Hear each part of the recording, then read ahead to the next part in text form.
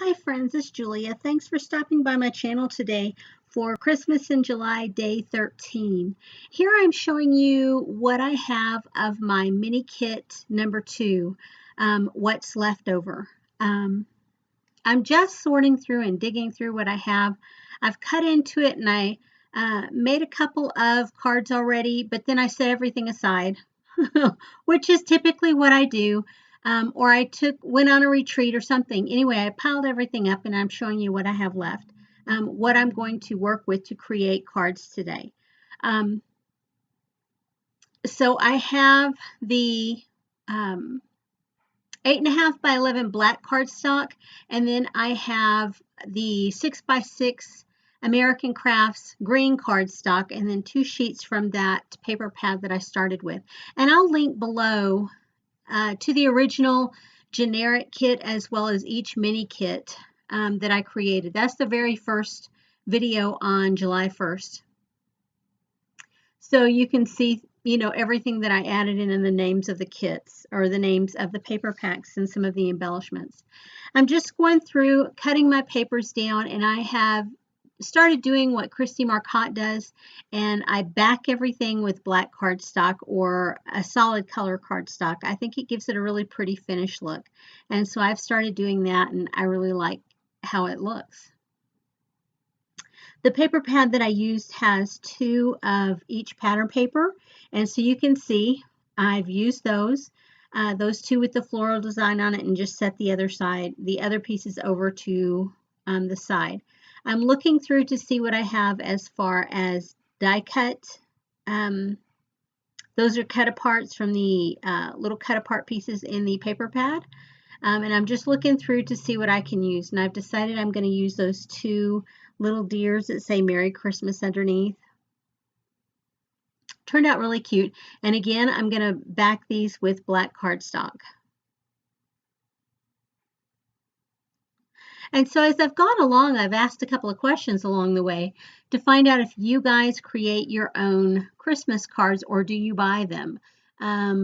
Several years ago, I had some life issues come up, and we just could not, or I could not find the time to sit down and make cards at all during the year. It was a really stressful year.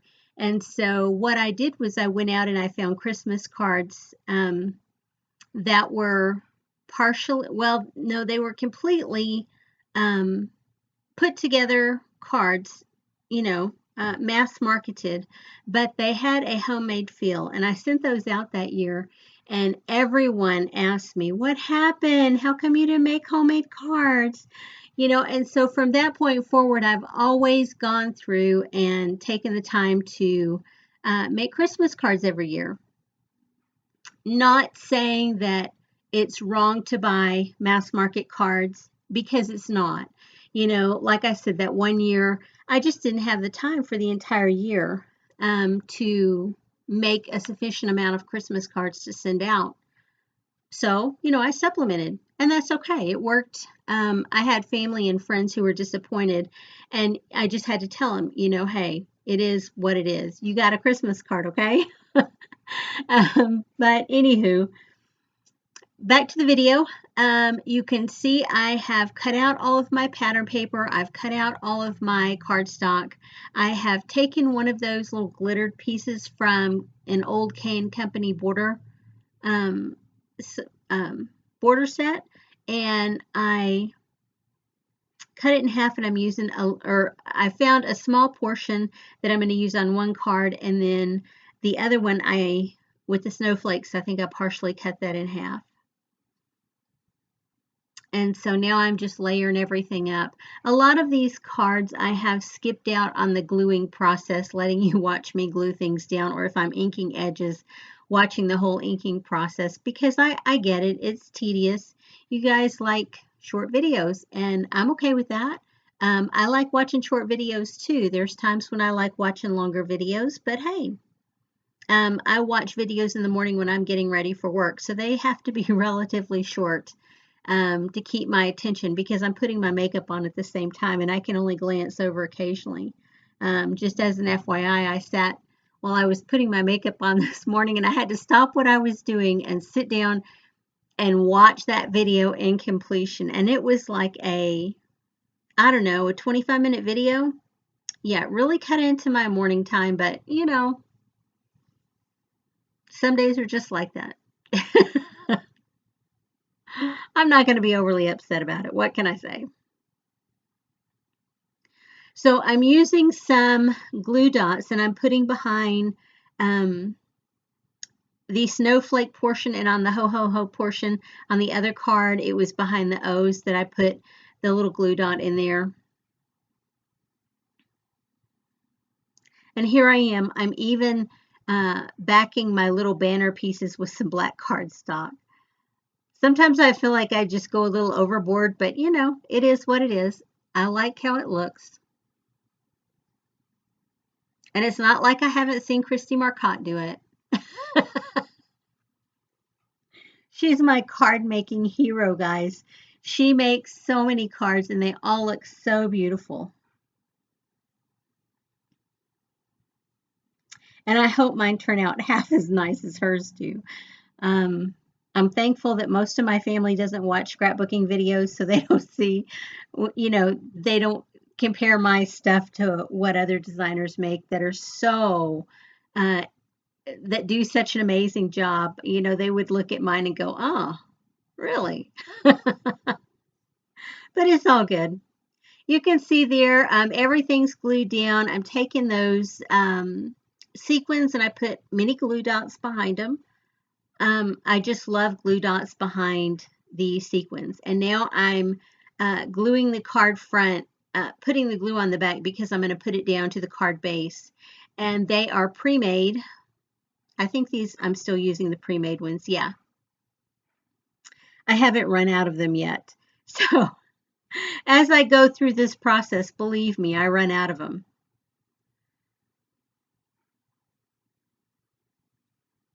Make it real plain, real simple, no rocket science here. I just go in at this point and put some stamping on the inside. Just stamp my sentiment out. And those are close to my heart stamps. And I also like to put an image or something on the front of the envelope. And so you'll see me do that here too. And I'm just using plain old black ink. Nothing fancy here. It's close to my heart, which is my favorite ink. I'm sure there's inks out there that are better. But these are the ones that I grew up on. I started collecting them when my first real product that I bought as far as scrapbooking goes was probably from Close to My Heart, as well as a local craft store in my area that was called Ben Franklin's. So between those two places is where I bought the bulk of my startup for scrapbooking. And I just have continued with Close to My Heart over the years. I love this stuff. What can I say? So there you go. I showed you I stamped the envelopes, I stamped the inside of my card, and I like to decorate the inside of my card. Sometime if I have enough paper scraps, I will go through and add paper scraps to the inside. Other times I will put washi tape or sometimes I'll even stamp like a border stamp along the inside or use scrap pieces of paper that I've cut into border shapes. And you can see on those, I'm putting the glitter paper right, or the glitter tape right under the sentiment instead of down at the bottom of the card, which I do sometimes. And I usually will go in and put like a cutesy little embellishment right beside that or on top of it with the glitter tape. I just feel like it makes it a little fancier. And so you can see I'm using my glue dots and I'm just putting those little candy canes in there from a die cut pack, and those two cards are done. See you tomorrow.